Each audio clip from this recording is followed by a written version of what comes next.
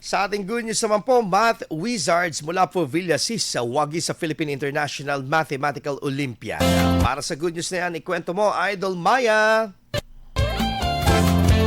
Kamakailan ay nagsama-sama ang mga kinatawan mula sa mga bansang Australia, Cambodia, Indonesia, Japan, Malaysia, Myanmar, Taiwan, Thailand, Vietnam at Pilipinas sa naganap na Philippine International Mathematical Olympiad sa Cebu City.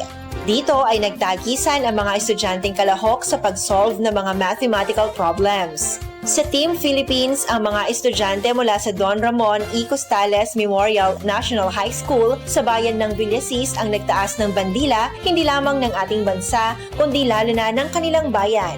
Tagumpay na naiuwi nila ang mga Math Wizards Honors gaya na lamang ng gold medal ng grade 12 na si Valerie Pauline G. Ragasa at gold medal ni Rafael James M. Flormata na isang grade 10 student.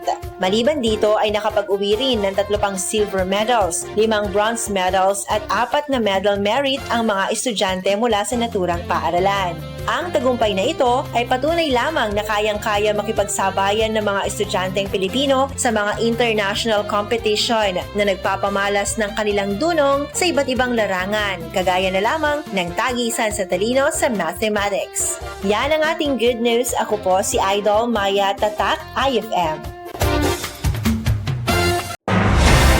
IFM News. IFM News. IFM News.